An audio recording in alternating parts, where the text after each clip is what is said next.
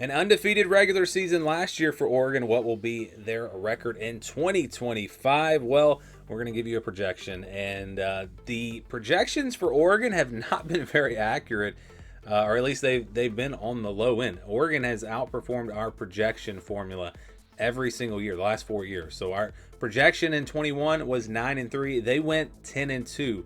In 2022, projected to go 7-5. That was a really tough schedule, by the way. They went 9-3. In 2023, projected to go 10-2. They went 11-1, and they beat it by 2 games this past season. They were projected to go 10-2 and finished 12-0. So keep that in mind when you see the projection at the end of the video. If the trend continues here, Oregon is going to do better than that. And let me make it clear, this is not a prediction. This is not my prediction for Oregon. This is simply a formula that we put together based on how tough the schedule is. We put all the teams into different tiers, and then again get these different percentages based on the tier of your opponent, and if the game's at home or if it's away. So yeah, keep all that in mind. This is not a prediction, but if the trends continue, then Oregon's going to do better than what this projection is about to show you. So you look at the schedule here again, and before we start the actual percentages here, this is the scale. So it is based off of our tier system. If a team is playing another team in the same tier, then that's going to be in the white 40 to 60% range. If you're a tier above your opponent, you're going to be in the purple 61 to 70. But if that game is on the road, then it drops it back down into the 40 to 60% range. So the home field advantage definitely plays into this a good bit. And so keep that in mind as well. And I kind of in the past have looked at this like if it's a 40 to 60% game, then that's a game where I think the spread is going to be like 3, 4, 5 points, something like that. If it's 60 to 71, then it's probably going to be more like a touchdown, 7, 8, 9 points. And then you get into the blue, 71 to 80. Those are games where I think the spread's going to be double digits, a couple touchdowns, whatever. And then we do count these games in the green as wins, the games over 80%. Those are games where I think the spread probably is going to be 20 or more. But again, this is not based off of guessing the spreads. It is based off of our tier system. So you've got, in my opinion, 6 pretty easy games on the schedule. Montana State, Oklahoma State, Northwestern, Oregon State, Rutgers, and Wisconsin. And I realize Wisconsin played them close last year, and you could say, if you really just wanted to look at that game, I don't know that I'd say Oregon is going to be favored by 20 or more points, or that they're going to be, guaranteed a victory in that game. But again, it is based off of our tier. So Oregon is just in a much higher tier than Wisconsin, and that game is at home. So you put all that together, and it does come into the green. So again, these games are going to be counted as wins when we do the math at the end. So 6 wins for Oregon. I wouldn't say guaranteed wins. That Rutgers game, again, is on the road. It's all the way across the country after playing Indiana.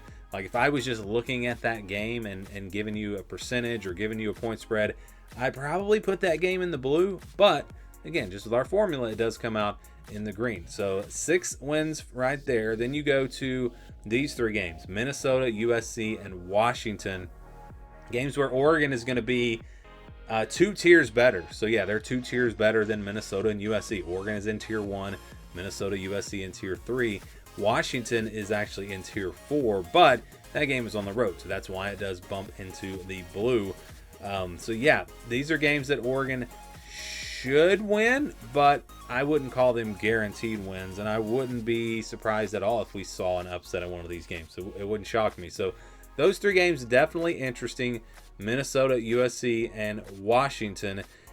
And then you look at the rest of the schedule. You only got 3 games left: Penn State, Indiana, and Iowa. That means that Oregon is going to be a pretty big favorite in 9 of their 12 games. That bodes well for the Ducks. But I do think you look at Indiana and Iowa, those are games where Oregon's probably not going to be a huge favorite. Indiana is a tier below Oregon. Iowa is a couple of tiers below Oregon. But that game's on the road, so that's why these games wind up in the purple. Indiana and Iowa could be tricky games. And then you've just got Penn State. That's the only 50-50 game. That's the only game where Oregon could be an underdog. I'll say they probably will be an underdog because it's on the road, but not by much, 3 or 4 points, something like that.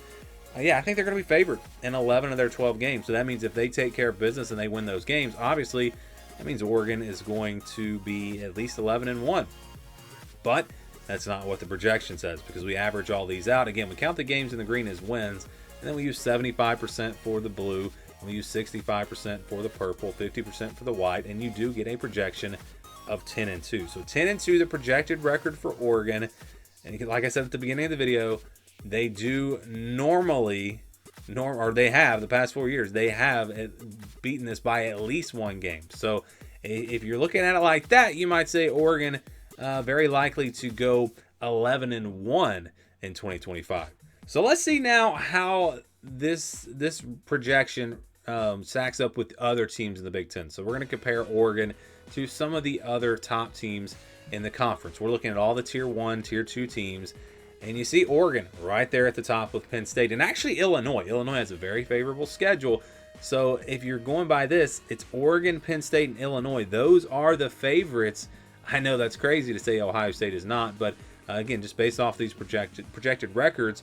And you could also argue maybe Ohio State's loss comes to Texas. And then they're sitting there with the same number of conference losses. So yeah, if you look at it like that, you could say those four teams seem to be most likely to get to the Big Ten championship. Yeah, Oregon at 10-2, right there with Penn State.